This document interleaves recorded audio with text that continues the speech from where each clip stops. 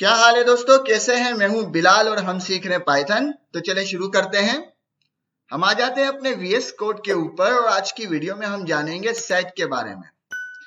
Set की definition है, sets are used to store multiple items in a single variable. मतलब single variable के अंदर हम मल्टीपल आइटम्स को स्टोर कर सकते हैं सेट के थ्रू। इसके अलावा सेट की कुछ खासियतें हैं। क्या खासियत हैं? वो अनऑर्डर्ड है, अनचेंजेबल है और अनइंडेक्स्ड है। ये भी बात समझ में आ गई। इसके अलावा एक नोट है, वो कहता है कि सेट के जो आइटम्स है ना वो अनचेंजेबल है, बट उसको रिमूव किया जा सकता है और ऐड भी किया जा सकता है न्यू आइटम्स को। ठीक है, ये बात समझ में आ गई। अब वो कहता है कि जो सिंटेक्स है उसका क्या है, variable name is equal to, फिर कर्ली ब्रैकेट के अंदर हम वैल्यू को पुट करेंगे और वैल्यू जो है एक या एक से ज्यादा हो सकती है और डिफरेंट टाइप ऑफ वैल्यूज भी इसमें हो सकती है। ठीक है, हम एक बेसिक सा सेट बनाते हैं। मैं कोड पे आ जाता हूं, एक वेरिएबल बनाता हूं एज पर सिंटेक्स। ये जो है हमने एक वेरिएबल बनाया, आपका जो मन करे उस नाम से बनाए। मैंने बनाया ए के नाम से और कर्ली ब्रैकेट के अंदर मैं कुछ वैल्यू को पुट करूंगा, लाइक ए बी सी। ठीक है, मैंने इसमें कुछ वेरिएबल और कुछ वैल्यूज को पुट कर दिया और अब मैं प्रिंट करवाता हूं।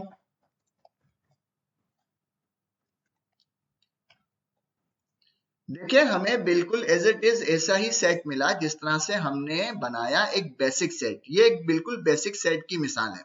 ओके, हमें समझ में आ गई बात। हम नेक्स्ट कोड के ऊपर आते हैं, उसको मैं कॉपी कर लेता हूं ताकि हम इसे आसानी से समझ सकें।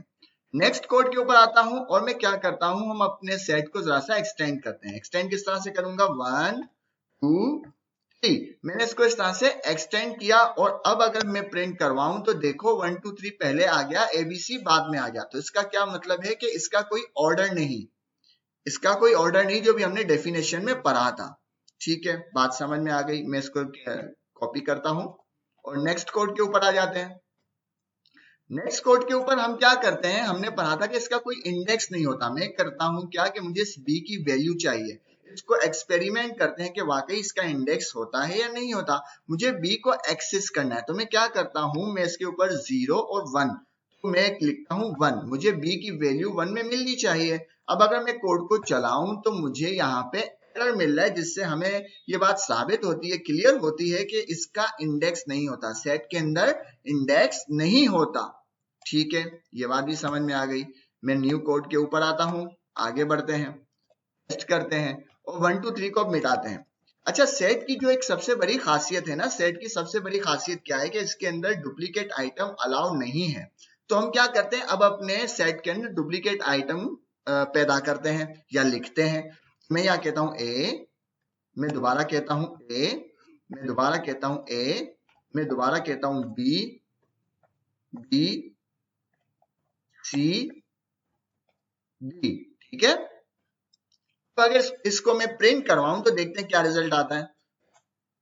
देखो क्या रिजल्ट आया, हमें रिजल्ट मिला ए बी सी डी। मतलब कि सेट जो होता है हमेशा यूनिक आइटम को ही रिप्रेजेंट करता है और जो मल्टीपल वैल्यूज होते हैं उसको वो रिमूव कर देता है। उसमें जो यूनिक होता है मतलब एक से ज्यादा वैल्यू को रिमूव कर देता है और सिर्फ एक वैल्यू को काउंट करता है और हमें यूनिक वैल्यू ही सेट के अंदर नजर आएगी। मतलब इस सेट के अंदर हमें कोई दूसरी ए वैल्यू नजर नहीं आएगी या बी वैल्यू नजर नहीं आएगी, वो यूनिक है। क्लियर हो गई? तो सेट जो है यूनिक वैल्यू का मजमुआ है, एक यूनिक वैल्यू का सेट होता है या यूनिक वैल्यू का डेटा सेट होता है। क्लियर हो गई ये भी बात? ठीक है, अब देखें, मैं एक वेरिएबल बनाता हूं और एक सेट बनाता हूं और यहां पे हम क्या करते हैं, ट्रू ट्रू और उसके बाद मैं लिखता हूं 1। ठीक है, मैंने लिखा ट्रू और फिर 1। इस पे जरा गौर करना, मैं करवाता हूं प्रिंट। क्योंकि छोटी छोटी चीजें हैं, हमें पता होना जरूरी है, हमें पता होना लाजमी पता होना चाहिए। कहीं इंटरव्यू में कोई पूछ ले, कहीं से टकराव हो जाए तो हमें इसके बारे में ऐसे ना हो कि हमें मालूम ही नहीं। ठीक है, तो कोशिश करो कि छोटी छोटी चीजें अपने जहन में रखो, कहीं भी काम आ सकती है। तो हमने एक वेरिएबल बनाया जिसके अंदर एक सेट डिफाइन किया और उसके अंदर दो वैल्यू हमने लिखी, ट्रू और 1। और इसको प्रिंट अगर मैं करवाऊं, इसको मैं प्रिंट करवाऊं तो देखो मुझे क्या मिला, मुझे मिला सिर्फ 2। क्यों 1 कहाँ गया? देखें, सेट जो है ना, ट्रू और 1 दोनों को एक ही तरह से देखता है। मतलब 1 लिखो तो भी वो कहेगा ट्रू है, ट्रू लिखो तो भी वो कहेगा ट्रू है, ठीक है। मतलब सेट की नजर में ट्रू जो है वन ही है, वन जो है ट्रू ही है, दोनों आपस में जुड़वा भाई है, मतलब एक ही है, एक जिस्म दो जान है, ठीक है, ये सही है। एक जिस्म दो जान है, ट्रू और वन एक जिस्म दो जान है। तो इसकी क्या डेफिनेशन होगी, सेट जो है ट्रू को कंसीडर करता है वन एंड वन को कंसीडर करता है, ठीक है। बात समझ में आ गई। इसकी कॉपी बनाते हैं और यही काम हम क्या करते हैं बी में फॉल्स के साथ। मैं इस तमाम को सेट कंट्रोल डी फॉल्स, ठीक है, और इनको कर देता हूं 0। अब यही बात फॉल्स के लिए भी है, मैं जरा से इसको पहले सेट कर दूं 0, ठीक है। अब यही बात है कि जो दो एक जिस्म दो जान वाली बात जो है ना, कि फॉल्स जो है वही 0 है, 0 जो है वही फॉल्स है। मतलब कि सेट जो है फॉल्स को 0 कंसीडर करता है और 0 को फॉल्स कंसीडर करता है। अब अगर हम इसको प्रिंट करवाएं तो देखिए हमें क्या रिजल्ट मिलता है। ये देखें यहाँ पे 0 नहीं आया, क्यों नहीं आया, क्योंकि 0 is equal to false, false is equal to 0। ये भी बात समझ में आ गई, ओके। तो इसकी नजर में इसे यूं भी कह सकते हैं कि सेट की नजर में ये दोनों जो वैल्यू है वो सेम है, तो इसलिए वो यूनिक वैल्यू को रिप्रेजेंट कर रहा है। यूनिक वैल्यू क्या है, फॉल्स है। ये भी बात समझ में आ गई, ओके, ठीक है। नेक्स्ट बढ़ा जाता है। अब हम क्या करते हैं, एक सेट बनाते हैं 1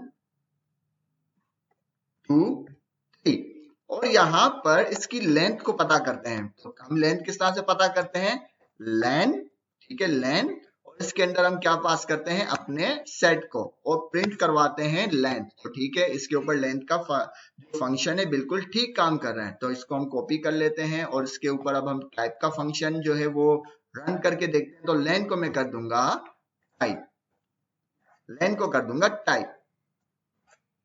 देखो क्या है टाइप, इसकी टाइप आ गई, सेट आ गई इसकी टाइप, ठीक है। तो ये भी बात समझ में आ गई।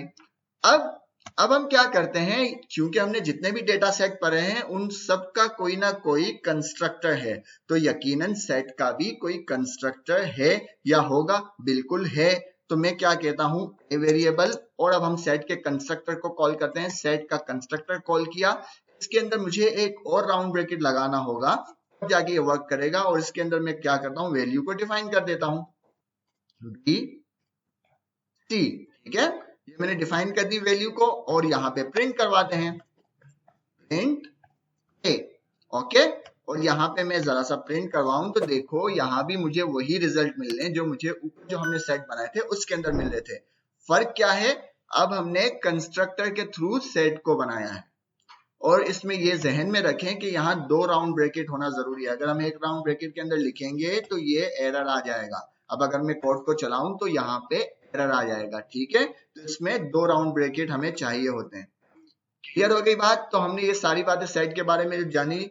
उम्मीद है आपको पसंद आई होगी। पसंद आई तो लाइक करें, शेयर करें, सब्सक्राइब करें। मिलते हैं नेक्स्ट वीडियो में। अल्लाह हाफिज।